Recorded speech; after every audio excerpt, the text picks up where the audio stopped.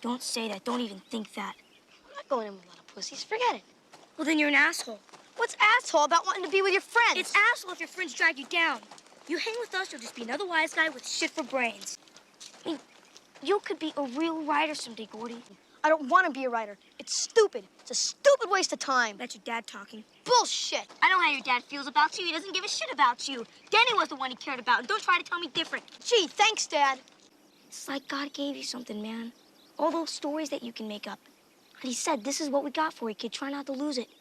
But kids lose everything unless there's someone there to look out for them.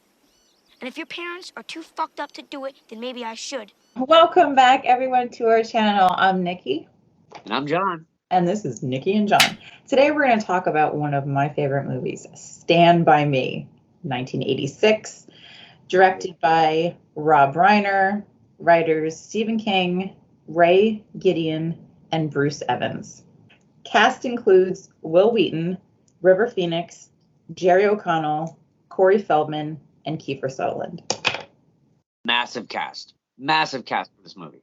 Yeah, I like this movie because of the cast is so good. And especially for the time too, because these were all upcoming like massive stars. And I mean, their names all went everywhere after this. I don't know if it's because of this movie. I can't remember what year it exactly came out and what came out before it, but I mean, it was a killer cast. I get blown away, but I see these young kids do such a dynamite job. This is a coming-of-age story about four best friends. During the summer of 1959, they get word that, I don't know if it's a friend of theirs or just somebody they happen to know.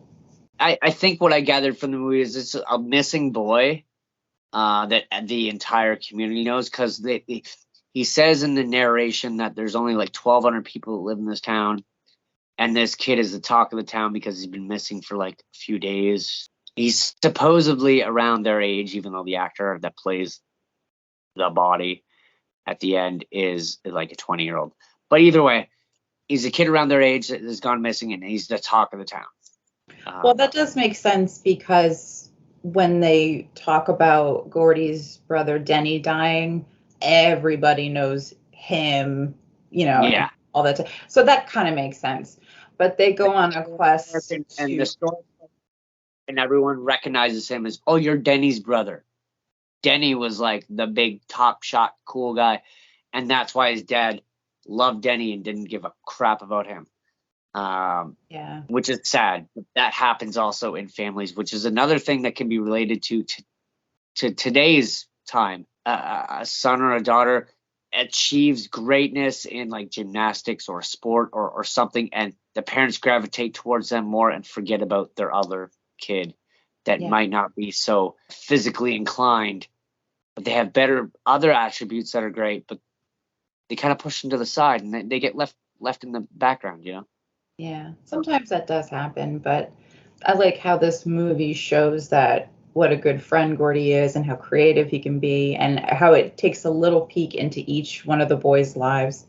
I just find I think that not necessarily every boy needs to watch this, but like I think every young kid needs to watch this. I thought it was so good, and that one line at the end, Richard Dreyfuss is typing and he's going, I never had friends the way I did when I was 12. Does anybody? I just don't. It's so true. Most people don't. Like, what you grow up, you move away from each other, you don't talk to them anymore. You might see them at reunions. You might chat every now and then, but seriously, the friendships you have when you're young are nothing like. It's much different than the friendships you have when you're older. Now, not always. You do have great friendships when you're older. Sometimes. Yes. Right here. But that's kind of rare for a lot of people. So people get out of touch and forget what they were like when they were young, and these things happen. So, but I love how this movie, being especially back in the late 50s, there's no what did they do for fun? You see them playing card games. You see them doing this and that. They're discussing things that are like, about Mickey Mouse. And it's just like funny, like, they're like, is Goofy a dog? Goofy's a dog. He's definitely a dog. He can't be a dog. He wears a hat and drives a car. God, that's weird.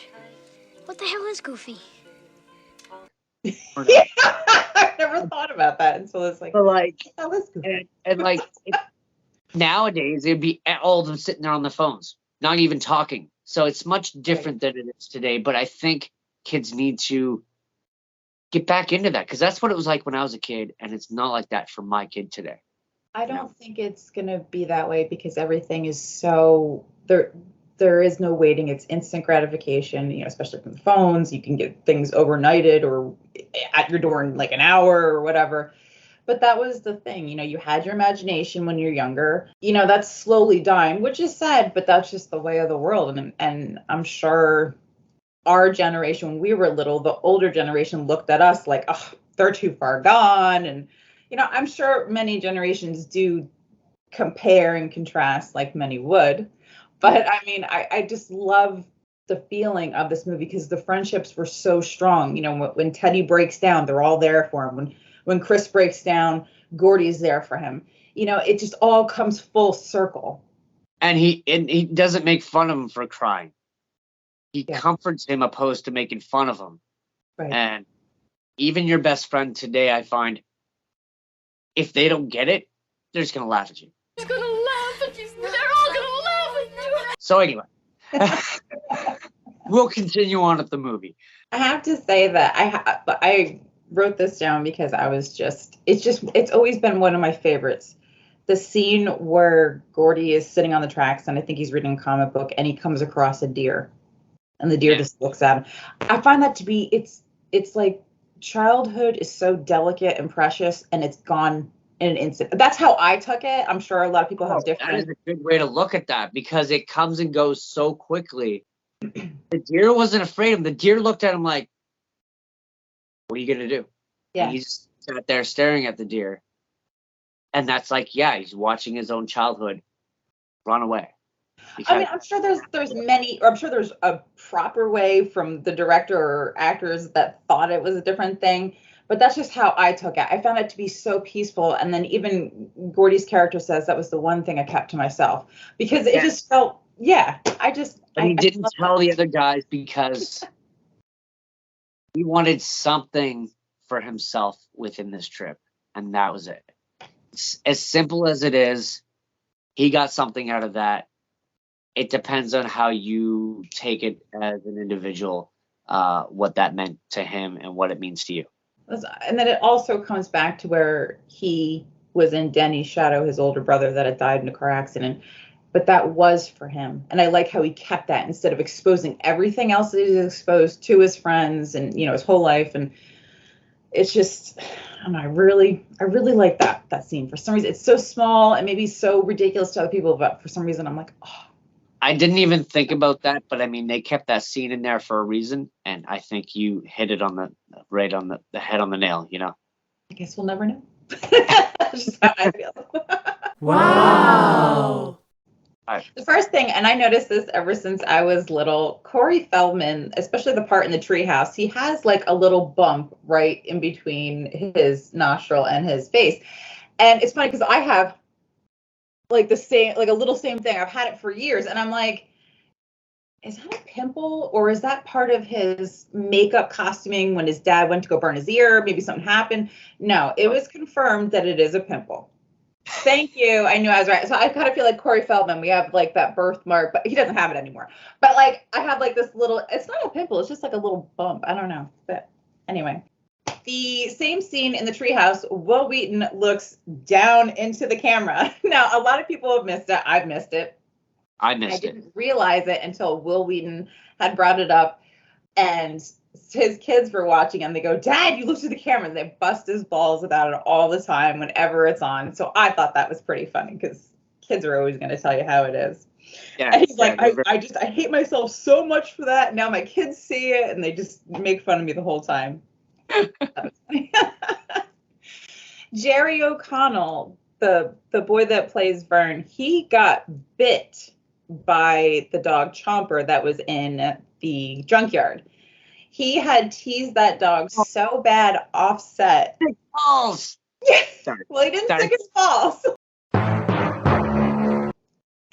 he got him right on the lip, and in some scenes his lips look a little bit fatter than others, and that is why. So he actually got chomped by Chomper. he finally got one. This film was originally supposed to be titled The Body, mirroring from Stephen King's novella The Body. But the production company and even Rob Reiner thought that it was a little bit too much. They either thought it was some kind of weird porno or some workout video or something. So they said, no, we'll have to think of something else. So there is an interview with Kiefer Sutherland. I will try to link it down so you guys can see it, and a bunch of other fun things that I hope I find and you guys can geek out over it with me. But Kiefer Sutherland was teaching River Phoenix to play guitar off set. And he taught him how to play the song Stand By Me. Right. So Rob was admiring and taking on to it. So he's like, oh, Stand By Me. Okay, yeah, we'll keep that. But there's another inkling to the Stand By Me story. Right. So once they had that, he's like, oh, that sounds so much better. It makes sense. Now, they wanted Michael Jackson to come in and redo the song Stand By Me and some more music for the movie. But I like Michael Jackson, but I'm glad they didn't do it because Rob had thought, okay, well, this is back in the 50s. Really don't want a now pop singer doing it. It will lose the feel of it. So they kept the original song by Benny King, and it went back up to #1 because of this movie. Yeah, I thought that was awesome. Honestly, I think that was the best choice because doing the song and giving a modern feel it's not a modern movie. Right. It would not make any sense to do that. And the original is great anyway. There's no need to touch on it. I mean, I remember when it came out, and I remember having the soundtrack to this movie at home and singing along to every song. And I was like, 8 to 10 years old, and I'm singing along to every song. My dad's a musician and playing these songs all the time, and I could sing along to them because I knew them, because they were relevant to me because of the movie. It brought back a love for boom, boom, boom. It brought back like a new life to those songs for that generation of kids, and I'm so glad that they didn't revamp it and change it. Yeah, and you can also see River Phoenix and Will Wheaton it's like a newer, it's a video version of the song with Benny King in it, and they're singing and they're playing and things like that. Yeah, seeing that, yes. Yeah. So I love how they, because this movie has so much emotion to it. You get attached to it because of what they go through, and I like the fact that they have all those songs. Like, but I really enjoy Buddy Holly, and Every Day is a great song to have in that. It's such a great song. Fantastic soundtrack, honestly. Japan has a Stand By Me play, and I learned that from Will Wheaton, and he went to go see it, and he said it was very good. Brownsville, Oregon, where this movie was filmed, has a Stand By Me festival every summer. They screen the movie. Yeah, I think Corey Feldman might have been around I think Will Wheaton did go with his kids, but I thought that was so cool. I mean, they do it right in the area. They go, oh, the treehouse that was here, but it's not there anymore, and they go over it. I thought that was so cool. That's a neat idea for a small community to come together with something that was very iconic for them. Yeah. And put them on the map at the time. Yeah. That's a great little tourist kind of destination and time to go for. That's awesome. The part where Chris meets Gordy on the street and Chris gets off he hitches a ride from the truck. He says, thanks a lot. And the guy says, sure thing. Now, #1, Sure Thing, was a movie with John Cusack that Rob Reiner did. And he likes to put little Easter eggs of his other movies in his movies. So that's one for you, John. And Easter eggs. Yeah, the driver of the truck was River's friend, and the passenger was River's mother in the truck. Wow. Oh, man. Yeah. That's like Easter egg within an Easter egg. This is a Russian doll that just the layers keep coming off. This whole movie has so many pieces to it, and like I said, it's like tree branches. It breaks off from this, breaks off from this. It's so it's amazing, all the stuff that I love this movie even more now. It's crazy. That's awesome. I thought that was really cool that his mom was riding shotgun. This was Kiefer Sutherland's first hit in the USA. So I think he did a bunch of films that might have been in Canada. Wow. Yeah. That was his first big hit. Yeah, that was the first big hit. And then his father was quite famous. Yeah. And I remember seeing a younger Kiefer Sutherland in some other movie. I can't remember the name of it, but I don't think it was a big movie, but I remember seeing it. His big start. This is obviously before Lost Boys. I forget what he did. Lost Boys right after this, and Corey Feldman's in there with him as well. But yeah, this was the turning point for him. Oh God, love it. Yeah. This film took 60 days to shoot. And when you're in Oregon, it rains constantly. So the luck that they had getting the shots that they had, Rob Reiner couldn't believe it. He's like, we're doing it. We're getting it done. And it's so beautiful. A lot of what you would see when they go, when they're going to reach like the river with the leeches, you could see like a whole like landscaping. And behind the trees, it's canvas. It's all like fake back there because it was a bunch of buildings and it was a city. And there was a lot of that going on in this movie. Oh wow! So, I didn't realize they were that close to like communities that they had to like block them out. Right. And I was like, wow, they did all that stuff back then. It looks great, but when you notice it and like once you know about the fact, it's like, oh, okay, I can see it a little bit now. Yeah, it looks fake. After Teddy tries to do the train dodge and Chris drags him off the tracks and they get into a fight. When they pick up their stuff and they walk away, Jerry O'Connell has a mic wire hanging from his pants pocket. Oh no. Oh no, fumble. Never noticed that. I know, I never noticed it either. It was such a fine accident that it wasn't something like, oh man, but unless you were looking for it, I guess, or staring at his pants. Wait, why are you staring at his pants? Corey Feldman's grandfather actually stormed the beach at Normandy. He has his Purple Heart medal and his military jacket. So I thought that was really super cool. He still has them to this day. That was so neat because Teddy's character, his dad stormed the beach at Normandy. But that into the actual movie. Yeah. I thought that was so cool. That is.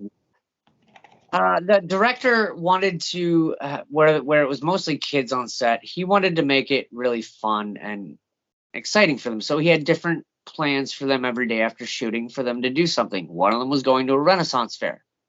They went to this Renaissance fair. There was cookies at this Renaissance fair.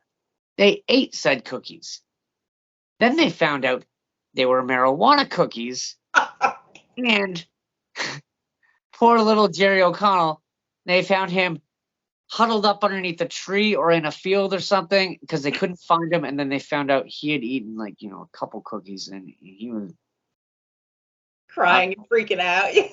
Freaking out, not knowing what's going on. So they found him and obviously everything ended up fine. Kiefer Sutherland, very method acting, stayed in character even when they were not filming and tormented the hell out of these kids to keep his character as authentic as possible and to get their reactions as authentic as possible. So I don't think they really liked working with him at first, but I think by the end of it, they all realized why he was doing it. And I'm sure they all understood it in the end, but yeah, he was an asshole the whole time, but all for this movie.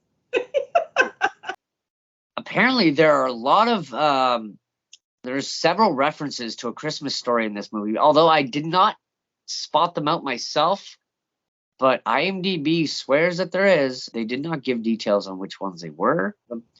Next time I watch, I will look for them to see if I can find them. Or if anybody knows what he's talking about, leave in the comments below because I didn't notice it either. Because I'm not sure. I just thought it was still interesting. Another kind of funny thing is Richard Dreyfuss was not the first choice to play the older version of what's his character's name? Gordy. He was not the first choice, although the other names that I read were not names or actors that I recognize very, very well. But since he had just started Jaws and Encounters of the Third Kind, and he was a high school friend with the director, his name was kind of recognizable. So at that point, so they gave him the role. Rob Reiner, the director, he was actually was in All in the Family, and his character's name was Michael Meathead. I have not really watched that show. I know of it, of like the bunkers, but I thought that was funny. I've watched a bit of the show, but I've never. I don't recall the character Meathead in it. But apparently, he was in that TV show. I had no clue. I guess that's how he got to start in the filming industry. It's always fun when you find out that like a director or something started in something, even if it's a small role, that they do. They're not just a director. They know how to act and they know what's being on the other side of the camera, which also I think helps them direct, and why this movie was directed so well and why he took so much care of the kids on set to give them something fun to do every day after filming. Right. Otherwise, they would have just went to their trailer and did nothing. Corey Feldman, 13 years old, got drunk off a 40-ounce beer on this film, and him and River Phoenix. Yeah, him and River Phoenix, that was the first time they had marijuana, was during this. I'm sure it was from the cookies. I'm not saying that's what it was from, but it possibly was. Now, this one blows me away. River Phoenix lost his virginity on the set of this film. Right? What? Right? Okay, so here's the story. Female characters. Who the hell did he have sex with? Hold on. This is the story. And this was confirmed by Rob Reiner. So Rob Reiner saw River come in to work one day with a big smile on his face. And he's like, "You okay?" And he wrote down on a piece of paper, "It finally happened." Now, he was staying with a family friend when families stay around, and probably in the hotel room. So, yeah, that is the rumor. Wow. Weird. Very scandalous. But yeah, I thought that was like, I'm like, My what? goodness. Rob Reiner hates the lard ass scene. Lard ass Dave Logan. Oh, really? I am so glad that the director doesn't like it, because I can't stand that scene either. I know everybody loves it. Everybody recognizes it from that scene. It's just I can't wait for it to be over. It's all this barfing, and he goes, it looks terrible. You can see the pipe where it comes out, and you can. I just don't like it. And they always make fun of this poor kid. Like, it's just...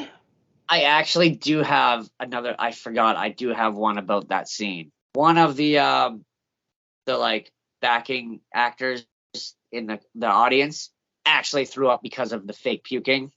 Actually threw up for real. I mean, when people are puking around you and faking it, you might upchuck too. He really did. The puke was made from, I think it was blueberry muffin mix, and it was cottage cheese or something like that. It was really nasty. But I never liked that scene. I always found it to be really gross, and this poor kid kept getting teased the whole time. Well, I couldn't understand why the people that didn't eat pies were all puking up blueberry pie mix. That didn't make sense. The audience and like the judge or whatever and stuff. Like I was like, why are they puking up blueberry? They didn't eat the pies. I don't get it. And he wasn't even eating the whole pie. He just ate the center of the pie. That was it. That's not eating the whole pie. Yeah, there's a lot of discrepancies that I don't like. That story wasn't really supposed to be that story, because Rob Reiner didn't like it. He wanted to do something else, but he realized that's what a kid would do, is make a story like that, so they kept it in. And bonus fun fact, the kid that plays the body at the end, you could see him clearly between the two twins. He's right here, and they're like, chow down, wide load. Yeah, he's right between them. That's him. Oh, that's where he is, because you told me he was in there, but you didn't tell me where. Oh, snap. Okay. Surprise. This story was pretty true, down from the experiences from Stephen King himself, even down to the leeches, which all three of his friends did die in real life. What? Yeah. Really? He based it off of him and his friends, and three of them did actually die. So, yeah. Oh no! Along with the leeches, that actually happened to him as well. Wow. So he actually had a leech on his balls. I don't know if it went that far, but I know that the leech part was real. His 3 other friends were dead by the time that, they didn't make it to adulthood, I'm sure.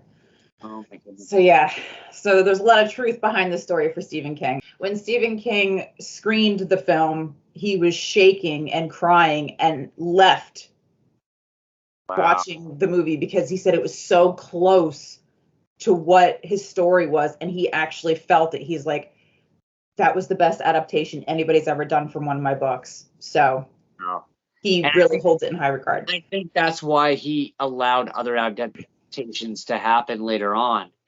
Because after what happened with The Shining and he wasn't happy with it, he probably would have said no to everything. Saying yes to this and it being so true to the source material, he was okay with letting it happen again. I found it to be so impressive that he was so touched by it. I find that to be magnificent. That means you really got it. And from this movie, it doesn't surprise me because it's so good. Super moving for anyone that has experienced something like this with like a group of friends that were super close. Kind of a little odd because at the end of the movie too, where he says like, after in high school, the 2 other friends, Vern and Teddy, kind of veered off and they weren't friends anymore. Where it was just Chris and faces in the hallway. Yeah. Went to college together, and then he hadn't talked to Chris in 10 years, and then.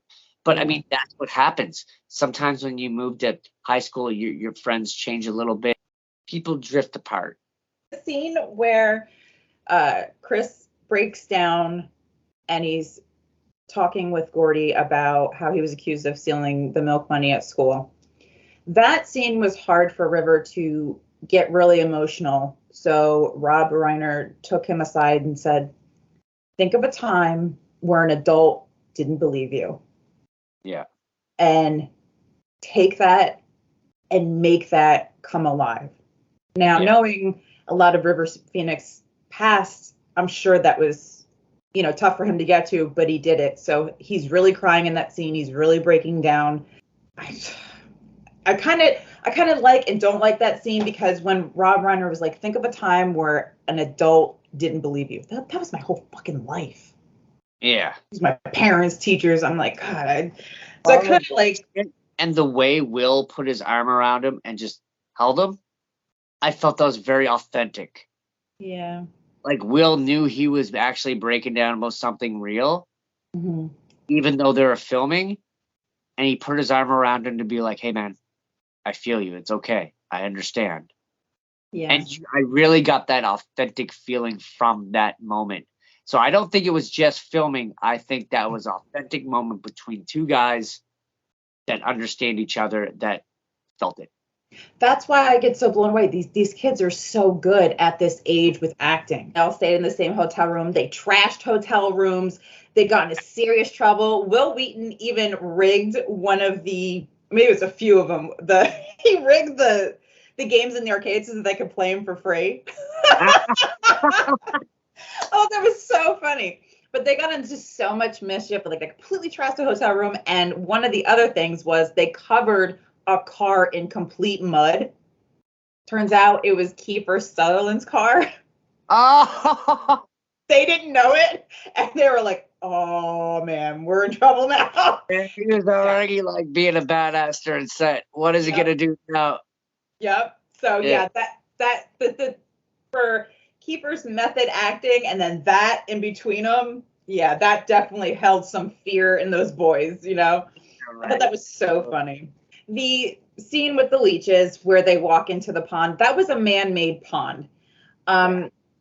They had built that because Rob was like, I don't want to go into some pond. I don't know what the hell's in there. I'm not putting those kids in there. But the problem was they were making this over the summer. They made it at the beginning of the summer, and that pond sat for 3 months in the summer. So anything that could have been in there probably was in there. The leeches, they weren't real. They were all fake. But it was like, I appreciate your thought, but it's still gross in there. It's in the woods. 3 months of rain or this or that, animals walking around. God knows what's in there. It Not sat for there. 3 months. And stagnant water? No, thank you. Yeah, nasty. And then they're dunking their heads in it. Oh. Yeah, I know. And then the one, he spits it out, and I'm like, oh, Oh. God, it gets in his mouth. So gross. Now, this is just something that I noticed. I don't know if it had anything to do with Stephen King's The Shining or not, because it was actually part of the Shining film, not the book, because it's a different thing in the book. When the boys add up, go, okay, let's see how much money we have. Yes. Oh, you know what I'm saying? It comes up to $2.37. I'm like, that's weird. You know, I don't know if that was on purpose. It continuously shows up in many of Stephen King's movies. Oh, okay. So it's probably it was purposely. It was definitely done on purpose. But then here's the other thing that got me. Look at what he bought for $2.30. For like $1.50 of beef, which was like 4 burgers each, but he probably didn't spend all of it. Couple And marshmallows, cup of Coke. I thought it was so funny when Jerry O'Connell's like, "You didn't buy anything for breakfast?" Oh yeah, with all your 7 cents that you threw in. I haven't found my pennies yet. The part that I liked the most was really funny at the end, and I didn't notice it until I was researching the movie. That when they all walk away at the end, take their separate ways, and Vern goes, "Oh look, a penny." Yeah, it brings it. Trip and fall. When he finds his pennies, he can put it to his collection. Yeah, I thought right. it was so funny. I never noticed that. He's like, "Oh look, a penny." I thought it was so funny. I noticed that because that's like the original reason why they went on this trip. He was under the ground for like a year because he forgot. His mom threw out the map that he drew where he hid his pennies underneath the house, but he can't find this jar of pennies, and that's the whole reason he heard the story of the body and the whole reason they go on this whole adventure. And to come circle back around that he finds a penny on the road, I thought that was really fitting. It has more of a purpose. The part where they're camping out and they're talking around the campfire, and Gordy mentions Wagon Train, the show Wagon Train. That is because Will Wheaton has a whole family that's in the business, and they're all actors. His grandfather was an actor in Wagon Train, and his grandmother asked if he could mention it because his grandfather was in it. So that's wow. That's really. Oh, that's a cool little like segue. Most people probably wouldn't have noticed. Maybe back then they might have because they might have known. But even if they didn't, at least the family knew, and that's a fun little fact. That was cute. It's like Sean Astin, who is really famous for being known as Mikey in the Goonies, he had auditioned for the role of Chris, but he immediately followed River Phoenix, and he walked in, and all the director, the writer, everyone there that was watching him was in tears, and he goes, "Yeah, I'm not gonna get this. I can't follow that." Like, he tried anyway, but he knew that River Phoenix took it. So this is something that I did wonder afterwards, because you know when the boys meet up with Ace and all the other bad guys at the body when they find the body, and he tells him, he points a gun at him, and then they fuck off. He's like, "We're not going to forget this, LaChance. This is big time, baby." Yeah. What happens to him when he goes back to his town? In the novella, Gordy gets the crap beat out of him by Ace and the other guys. Well, actually, in the book, Chris pulled the gun, but Gordy didn't pull the gun in the book. They got beat up. He got beat up in the book. Wow, okay, I didn't know that, because I did know that Chris in the book is the one that pulled the gun. Okay, I've never read it. I didn't read it either, just something I found out, that Chris pulls the gun at the end, not Gordy. Very little, small, subtle differences from the book to the movie. And I think that's why Stephen King loved it so much. All right, I am going to give it a solid 4.3 because this movie's fantastic. The only reason I ducked it a couple points is because there's a few blackout moments where seems weird as a transition to the next scene. I don't know why movies used to do these blackouts and then go to the next scene. And the whole story, plot, and everything was fantastic. So 4.3, I think, is a pretty massive score. What do you give it, Nikki? I have to give this a 4.5 because it's just something. It's one of those feel-good movies for me where it doesn't matter what part it is in the movie, I will sit down and watch. But it's like I feel so much. It makes me feel important because these kids were outcasts. Yeah. You know, and I loved the fact that they had this little group and they all really meant something to one another. So That's right. 4.5 for me. I love this film. I recommend it forever. Next week, what do we got going on, Nikki? Are we doing something completely we've never done before? Okay, guys, get ready for it because we never thought this was going to happen. Okay, we never even talked about it before, but we're finally going to tackle the MCU. We are going after Marvel. Yeah, we're going after you. But we're going to start right where you started. We're not going to go timeline.